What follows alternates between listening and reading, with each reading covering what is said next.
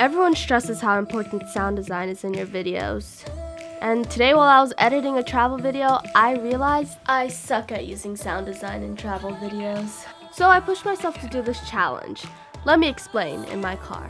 What is up, you guys? My name is Selena, and today is going to be a different type of video. Today we're going to be doing a challenge video, and I'm calling this the sound design challenge. Basically what I want to do is, I'm at this park right now. It's one of my favorite parks, and I'm going to go around, shoot a bunch of stuff, shoot as if I'm shooting a cinematic sequence. And basically what I'm going to do is I'm going to pick a song that's really slow. It doesn't really have much beats. I'm really used to editing with like hard beats, and I think this is a problem because I use those hard beats to always cut the clips to.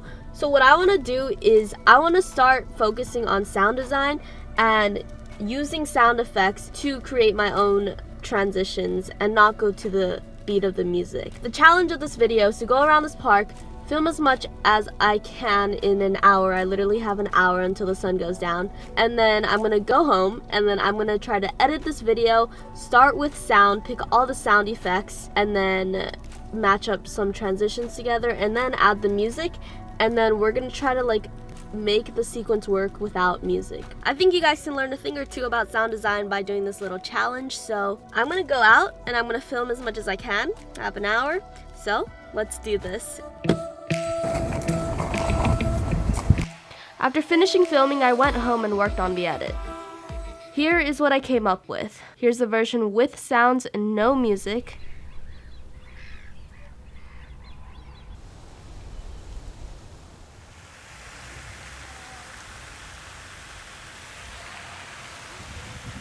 Now let's add the music.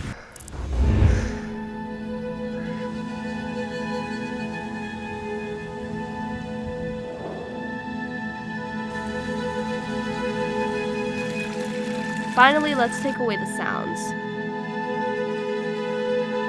Doesn't it sound so much better with the sound design?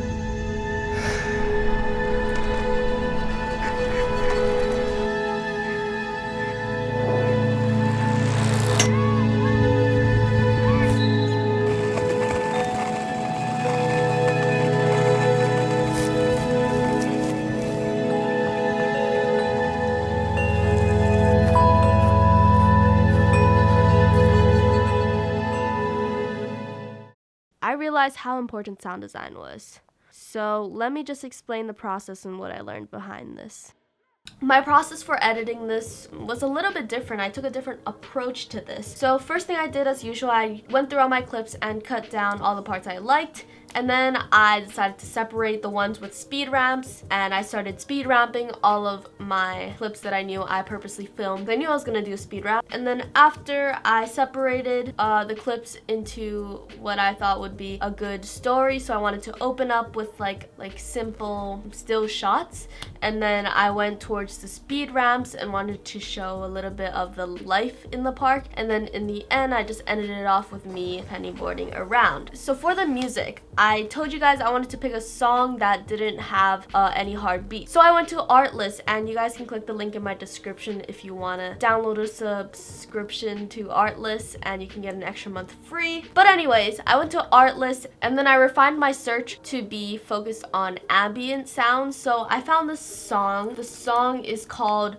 Boundless by Tristan Barton. Yeah, that's the song I chose. It's really slow in the beginning, and then it kind of builds up later on, but I just wanted something with no beats and like a simple ambient background. So when I was actually editing the video, I didn't even have the music on at all. So I was able to trim my clips however short or however long I wanted, which I feel like I'm not used to. I used to always like go through the music and edit along with the music, but this time I was doing it all by myself without the music, so I was able to just trim it however I wanted. So I made the whole little sequence without the music, and then I went and searched for my sound effects, and I already have some existing sound effects, but I like didn't have sound effects for like this environment. For example, I searched up some ducks, I searched up cyclists, and the website I used to find these sounds, I went to freesound.org, which is not sponsored at all. It's just I love them because basically all the sounds are free on there, so I highly recommend you go there for anything. Literally, you can just search up cyclists and then it comes up with a bunch of sounds. That was really easy. I did that for each and every clip, and I made sure each clip had a sound effect to go with it. So like throughout the whole entire sequence, every single clip needed to have a sound. So I did leave some of my clips with the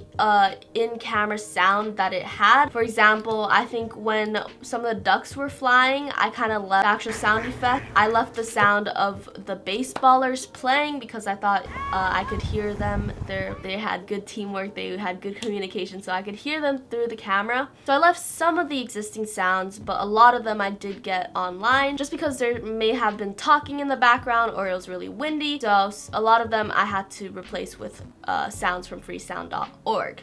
So after I got the base sounds, like I made sure every clip had a sound with it, I focused on the transitions. So I had a lot of speed ramping transitions in this. So I made sure I had a lot of variety of whoosh sound effects. So I already have existing whoosh sound effects. I'll link the link to that in the description. But I also took some more whoosh sound effects from Adobe's sound library. A while ago, I downloaded Adobe's sound effects. So I already had them on my hard drive. So I put a lot of like random sound transition effects into the sequence too. Another thing that I did was I went and got some breathing sounds. So I think I searched a man breathing on freesound.org. It's a good like push to your videos, I think. There's a little part in the sequence, I'm gonna play it right here. So it kind of like flashes through. I don't know how to describe it. If you look at my layers, I made sure that the clip that I had of the street light, I cut it into little small bits so it had that flash, but I made sure that the audio was set higher so I can hear those sounds that I got from the street light. It's nothing, it's just air, but it adds that like sound to make it seem like it's like flashing. There's some sound effects that you can use in Premiere Pro. For example, reverb and low pass. Low pass I would use if it's an underwater clip or something that needs to be a lot like softer and condensed. So I didn't really use that in this one, but I did use reverb a lot. Sometimes when you're not having like a speed ramp transition or something that needs a whoosh, I wanted to add something when I would cut to a different clip. So for example, the clip of the cyclist going into the clip with the baseball, I put a baseball bat hit as the sound in between the two so that it hit and cut to the next clip.